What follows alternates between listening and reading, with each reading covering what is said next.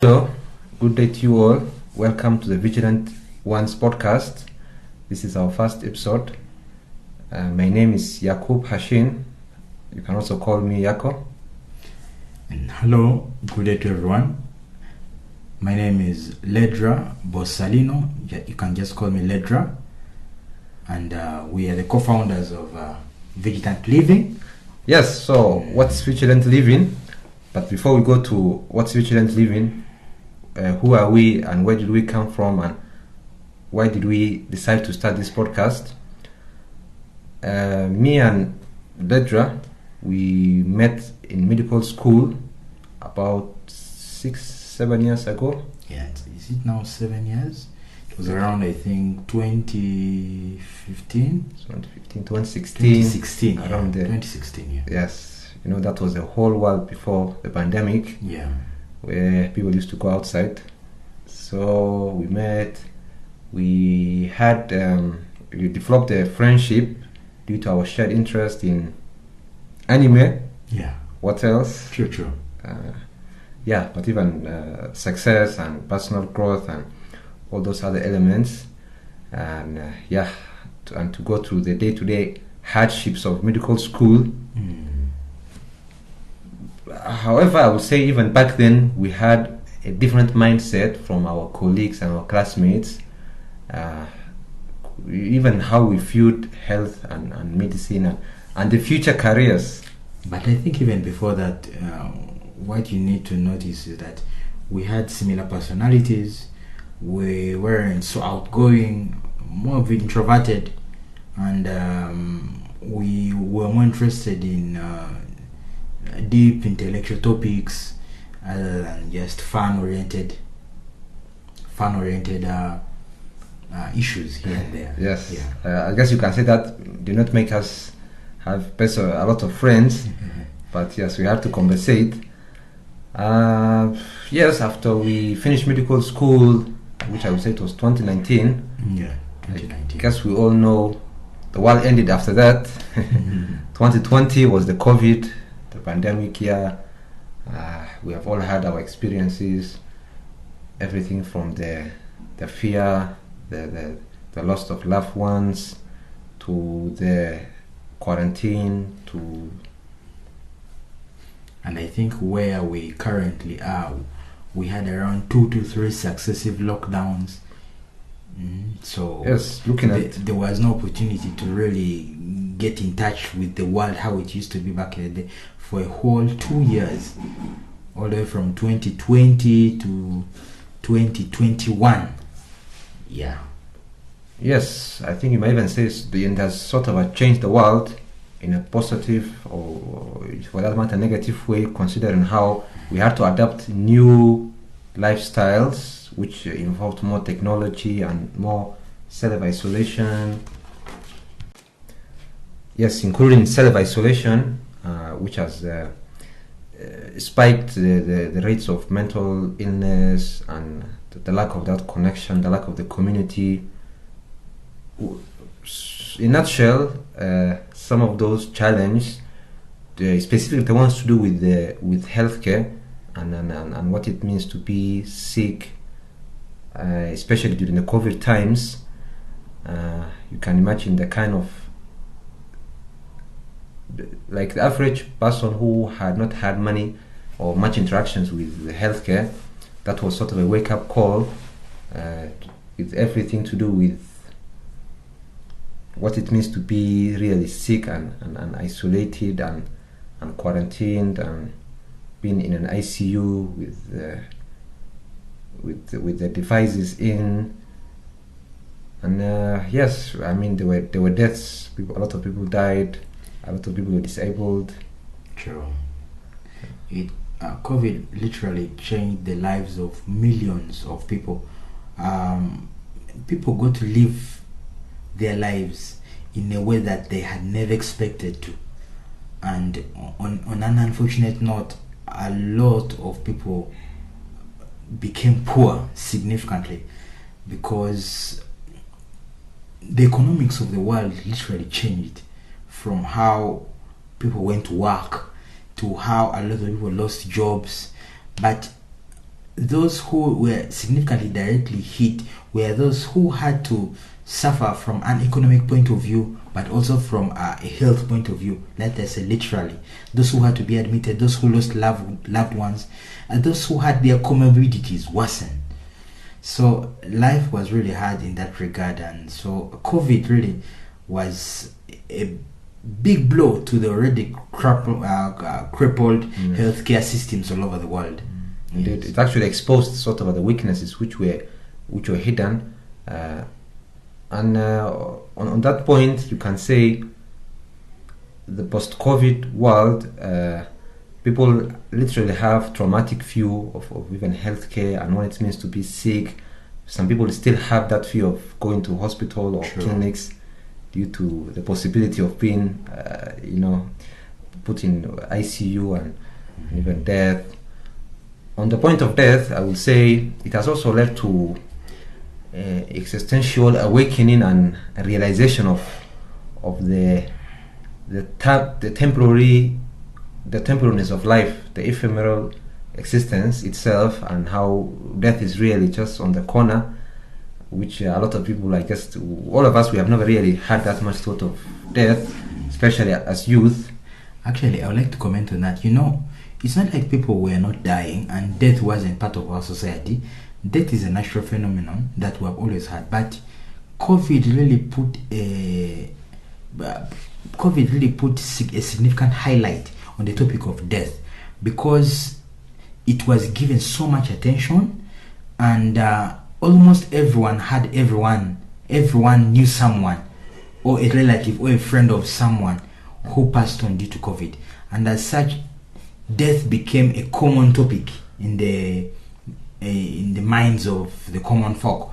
So because of that, there were significant heights in terms of elevation of anxiety within the masses, which directly contributed to the worsening mental health states of populations, which up to date we still experience and are suffering from the effects of COVID as it was back in the day. Yeah, so death became a more common thing that could happen to anyone. And I think, yes, I would say it was emphasized because of the uncertainty. Like normally when you hear about death, you hear someone died of such and such a condition or such and such a circumstances, but when it's an microscopic microorganism, which anyone could catch up. So yes, on that point, I would say when it comes to hospitals and healthcare service delivery, that's where, as Ledger mentioned, it was at a breaking point. If not, some of them, as some systems have collapsed globally, and that has forced us to look at how can we contribute to the world, and how can we contribute to the world by trying to locate where the weakness is, because we had an insight to the healthcare industry or the medical industry, and our initial or our formal interest in the different aspects of technology and even storytelling, we sort of pinpointed perhaps technology is the weakest point, considering how in most of countries in Africa, including Uganda, the people are still utilizing paper-based records, and information is time. That like in COVID, to save someone's life, it was a matter of minutes to seconds. So technological, the lack of that technology, the lack of adoption of the technology, we sort of pinpointed that was the weakness within the individual healthcare settings and even the public health as a unit. Sure.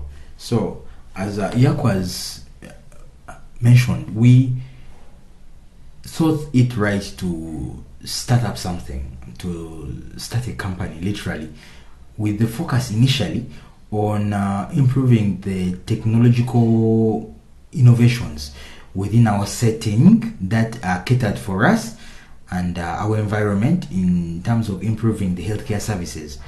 But as we kept on contemplating and interacting with the communities, we came to appreciate that technology on its own is not enough.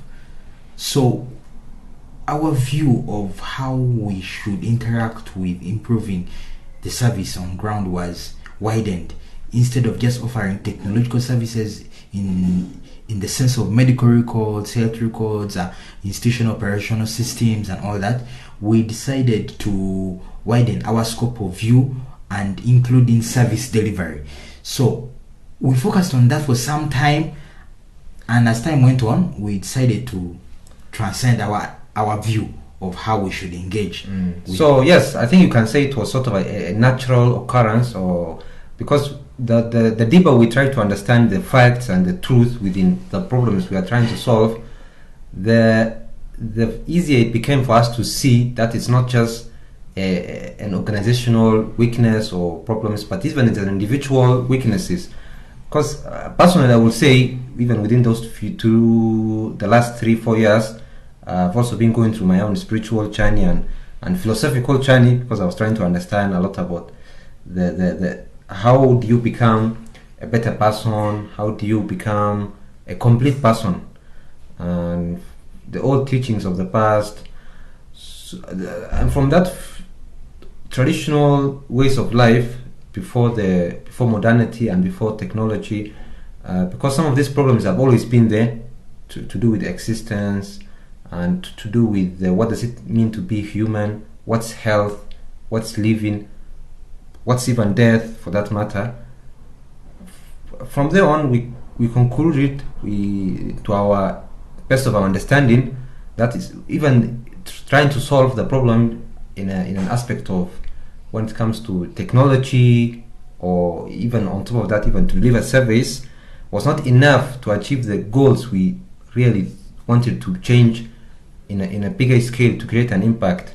Because we realized, just like in COVID times, most of the havoc was because of the stories out there and the information out there, and there was no really counter information, or there was no even better way of doing things. So someone was in a loss, and you can say that anxiety, which later mentioned, on the root of it was the uncertainty. True. Yes, the lack of knowing what am I doing with my life, or what should I do, what happens if I die today, what if my loved one dies. So that philosophical view of life, I would say, gave us this final push to realize we need to do more. We need to try and deliver the message and the kind of insight we have and our personal growth and development to create sort of a strong content and information out there, so anyone can access for their own personal growth. Because at the end of the day, information should be free, should be freely available for anyone to improve their life, thanks to technology. True. So the whole point now we are coming to is we ended up trying to come up with a philosophy of our own. Not saying that it hasn't been in existence since time immemorial, but we have decided to put a re-emphasis on it and bring it back to life. And we give it a name. We call it the philosophy of vigilant living. So vigilant living, and one would ask us, what do you mean by vigilant living, and what is this philosophy of vigilant living we are talking about? So what we are really trying to emphasize with when it comes to vigilant living is significantly broad. We truly may not be able to cover it all in this single episode, but as we keep on going, we shall be able to unfold and unravel the mystery and the information we're trying to deliver. But in a nutshell, we are actively encouraging individuals to live vigilantly, as the name sounds, to take ownership of their lives, of the direction their lives take in regards to health and all the dimensions that contribute to it as a whole, to take accountability and responsibility for their own existence and not to put it in the hands of another.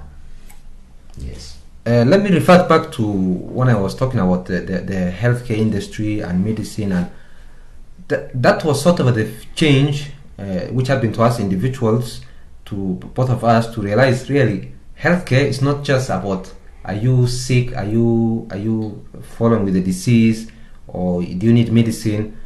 Because just like COVID, we have realized that just because of your fears, with your anxiety, that could lead to stress, that could give you, and even people who had, for example, let me say, because even COVID itself, it had led to more damage within certain demographics.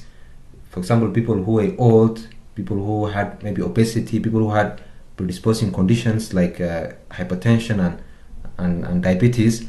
So you can't just say someone needs to go and get treatment and ignore, as Ledger said, to be personally responsible for their own health, to be proactive, because almost all these conditions and all these problems could be prevented. I'm not saying it's an easy life. I'm not saying it's going to be an easy philosophy, but as we mentioned, it's a vigilant way of living. Yes. So, thank you, Yako, for mentioning that. And the philosophy is truly broad and wide, but as we have mentioned, we shall keep on reiterating and expounding on it more as we keep on interacting over this course of several months moving forward. Yeah, I think we are clear on that. We shall take you through our vision, mission, and our core values. They are quite simple and straightforward. So, our vision, what's our vision? Promoting holistic health and wellness through proactive, accountable, and responsible living to foster a longer, productive, and meaningful life. I think Yako can... Yes, so I would say those last three words carry the weight. What does it mean to live a longer life? Because that is now when we talk about the aspect of healthcare and avoiding sickness. The next point, which is productivity, which is to do now, how do you live a life which you have contributed, which you have built, which you are not in a state of economical crisis all the time, to be not just hardworking, but working smartly. And lastly, which I would say is the most important element, is meaning. What is the purpose of your existence? It's not just about waking up every day and going to work or going to class and just every day passes by, just like we have realized with COVID. Or amassing wealth. As the sole purpose for existence, considering that none of us know when we might leave this earth.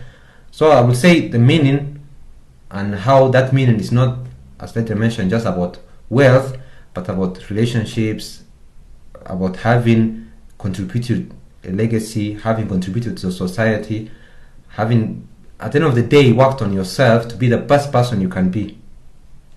And we appreciate that meaning and purpose may be relative from one individual to another, and that's what we intend to help you discover.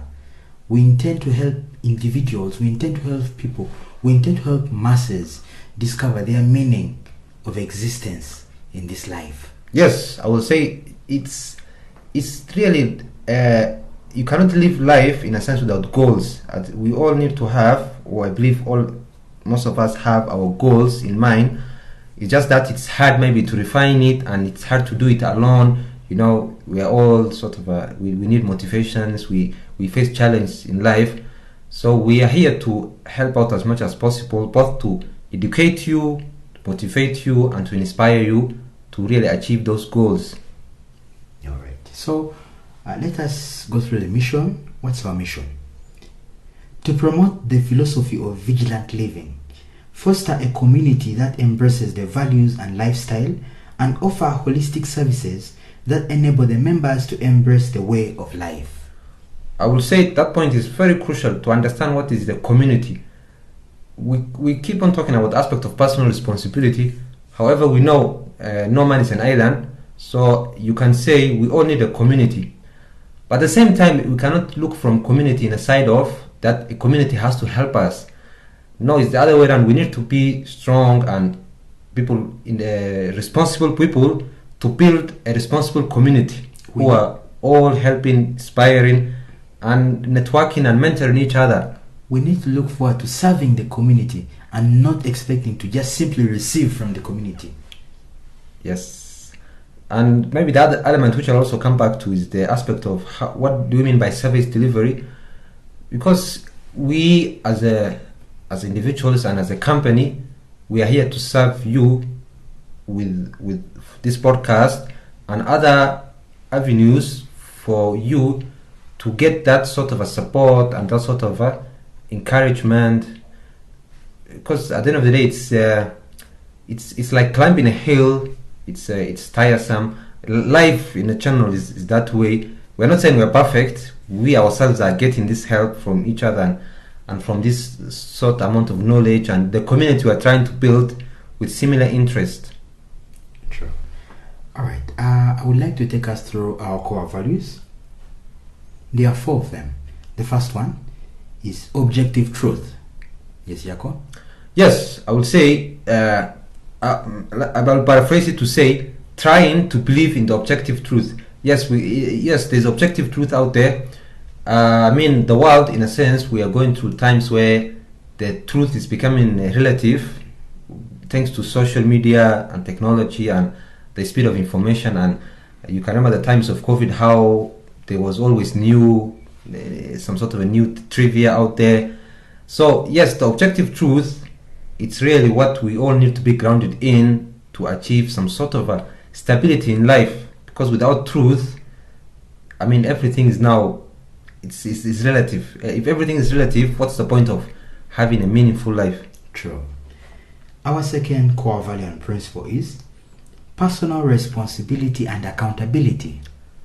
I think we have talked about that point a couple of times, because without personal responsibility, I mean, it's easier to live our existence or our challenge to, yes, every day we can wake up and blame the society, we can blame the government for that matter, we can blame, I'm not saying that they're not responsible, but maybe they have not contributed. Yes, to, but at the end of the day, what does it matter? Because unless we do it ourselves individually, there isn't really anyone who's going to give us that helping hand. So aside from responsibility, we also need to be accountable, because that's the whole point of having goals which are smart, as in a sense of being specific, measurable, attainable, realistic and time bound. Yako, what does it mean to be accountable? What does it mean to be accountable? I would say it's hard to be accountable as an individual. You need to be accountable to someone else or to something else, or even to yourself occasionally. Yes, to yourself occasionally, fair enough. However, you need to be grounded in a sense. Yes, it's hard, I would say, for us to be individually accountable because of how, yes, we can always find ways out. You know, sometimes you want to go and do that exercise, you want to jog, but something happens here and there. But with the sense of community, with the sense of, let me say, some technology, I would believe someone can really build their life with a structure. True.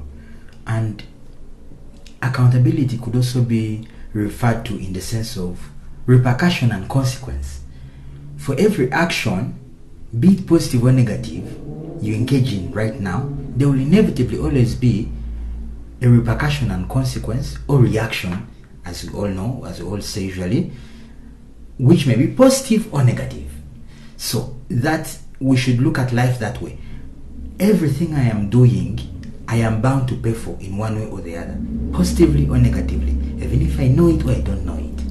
Yes, thank you. And I will emphasize that point further to say that you are accountable for yourself, the future self, because you might not realize that person, let me say 10 years down the line or 20 years, or even better, on your deathbed, you are responsible for the kind of life you have lived. I mean, none of us wants to be having those regrets when we are at that stage of life. So our third core value is integrity and character. That word character, I would say, it means a lot. It's something which is not being overset lately. In a sense, the world has moved from talking about building a character and having values to having it's more of like a personality, to be out there. So I would say whatever we're trying to do is meaningless if we don't have that character and integrity to stick to our values and principles. It's easier to abandon it here and there, but at the end of the day, you're the person who you're going to hurt. It's you. Could you re-emphasize character? Character. What is character? What's character? What is character? I mean, we keep on hear about a character, like in a story we hear about a character. But from my understanding, I would say a character, it's something, unlike personality, something which we build. It's not something which we come with. Yes. All of us, we are born the same in a sense. But character is something which we acquire, something which we work hard on building as we live life. Perhaps we will never be perfect, but we always strive to build that character and that sort of a structure and principles, core principles, which we should never compromise. Another way that's put in is that's the meaning and the purpose of life, so that when we have, in a sense, departed from here, we know we have lived our true self. So, to be able to make this again clearer and to help us understand what character means is, in this day and age, as Jaco had said, people tend to blame their circumstances or their success or their unfortunate events to their personality, saying, this is how I was born, this is how God made me, or this is who I am. But having that kind of mindset removes the responsibility and accountability from yourself. Yes, and the ability to grow. True. So it's better for one to have a character that he has molded and built over time to benefit him, rather than choosing to cling to a personality that may not be beneficial in a greater sense to his existence, but he uses that as an excuse for whatever they are going through in life. As a wheelchair. Yes. I'll say so. All right. So our last core value is reciprocal empathy.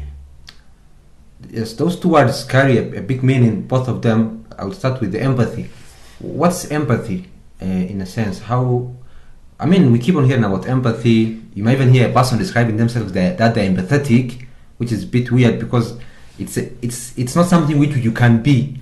You can only try hard to do empathy. And I would say the best way to describe empathy is to compare it to sympathy, because those two words sometimes are interchangeable.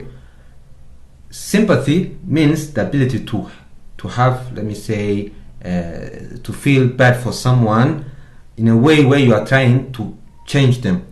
So let me say someone is sick, so sympathy means you want to actively try and change their situation, which might sound good and nice. However, unlike empathy, which is being on the person's shoes, it's not that you need to help the person. Sometimes you just need to listen to what they are saying and try and understand where they are coming from. Not to tell them this is what you should do, but to have that ability to understand and have the emotional intelligence to be able to sense the emotions of this person. Do they just want the shoulder to cry on, or do they just want someone to help them right now? And when we say it's supposed to be reciprocal, what does that mean? Reciprocal. Yes, I would say it's a good character to be empathetic, to be selfless. However, there isn't anything honorable in being, let me say, a doormat for you to be always giving. Even the word selfless itself, it has that weakness that none of us should really be selfless. We need to be having our own self. Doesn't mean that we have to be selfish. True. But at the same time, we can't just be giving without receiving. True. Because otherwise, what's the point of our existence? None of us are born slaves, for that matter. True. We all need to be the best person we can. True. To help the people who deserve it. Just like every relationship, it's supposed to be reciprocal. Alright, so let's go through our strategy. Yes. So what's our aims for this podcast in general? Because in a sense, we have talked a lot about our company and the philosophy. The whole aim we have for this podcast is to create this content in a timely manner, ideally weekly. I would say, because this is an introductory episode, probably the next one will involve a host, and that's why we called it the Vigilant ones. We want to call people who have reached, which we might call a state of being vigilant in one or more of the dimensions of having a vigilant life. So, and then they can share us their wisdom and the challenge and the trials they have faced, and how they try to overcome it, so that we can all benefit, including us, from their experience. So that's the goal. We really want to reach as many people as possible wherever they are, so that this information should be as available as possible from these platforms, including Google Podcast or even Spotify, and even from our website. You should be able to access the podcasts and synthesis, and we'll try and make it as accessible as possible, which we believe the audio format is easy for anyone, because you can be doing other activities, you can be driving, you can listen to an audio, or you can be even cooking your food, you can play the audio unlike the video. So we should see a way to also make it available as a video. However, the audio will always be the standard. True, and we are also present on all other social media platforms, including Instagram, WhatsApp, Facebook, YouTube, and we encourage everyone to check out our website. And we also have a 30-minute free consultation offer to everyone who is interested. You can go to the website, which you'll see the link down below. Otherwise, it's vigilantliving.org, and you can book a free 30-minute session where we can discuss any problem you have currently, and we can go deeper in what it means to be living vigilantly. We have talked about the dimensions. What are the 14 dimensions of vigilant living and the holistic life? And within those 30-minute sessions, you would have come to appreciate what we are trying to offer, and we shall see from there on what you can do. And for the podcast, you can subscribe, you can share, you can like, and see you next week. All right, thank you.